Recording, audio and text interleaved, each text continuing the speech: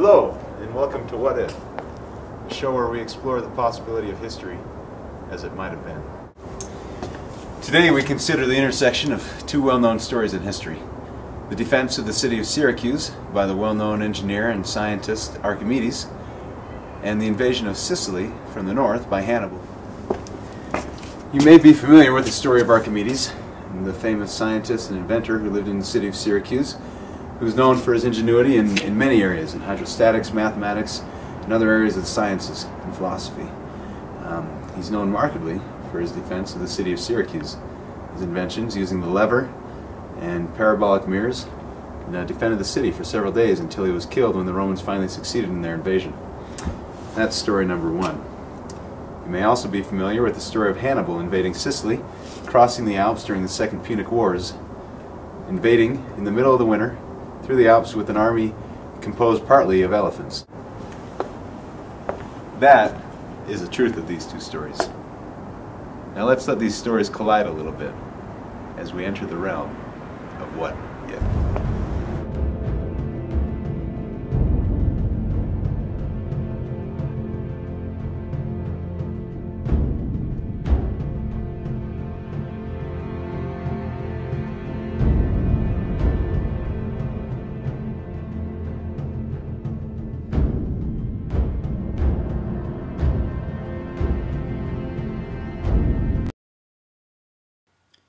In the 2nd century BC, Lucius Aulonius, a Roman mathematician, physicist, and scientist, lived in the Valley of Po in what is now modern-day Italy. Lucius was contemporary and a friend to Archimedes, the Greek inventor and engineer who reportedly said, "Give me a lever long enough, and a fulcrum on which to stand, and I will move the earth." Caught in the middle of the Punic Wars, Lucius and Archimedes, although on opposite sides of the conflict, maintained a close correspondence with one another. Archimedes is well known among historians for his noble work in defending his hometown of Syracuse against attack from the Romans. Lucius, although less well known, had efforts no less valuable than Archimedes in defending his town in the Valley of Po. By the year 218 BC, the rivalry between the Carthaginians and the Roman Empire had reached its peak during the Second Punic Wars. During the winter of this year, Carthaginian general Hannibal and his army crossed the Alps with an army including 37 elephants.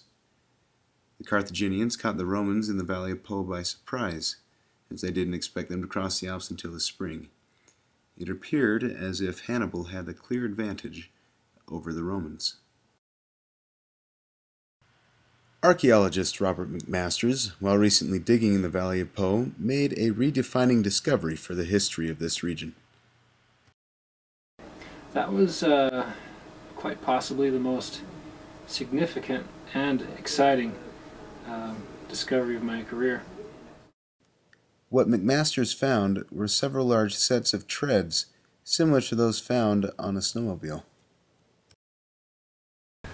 Well, the treads that we found, most of them were like, what you would find on a snowmobile.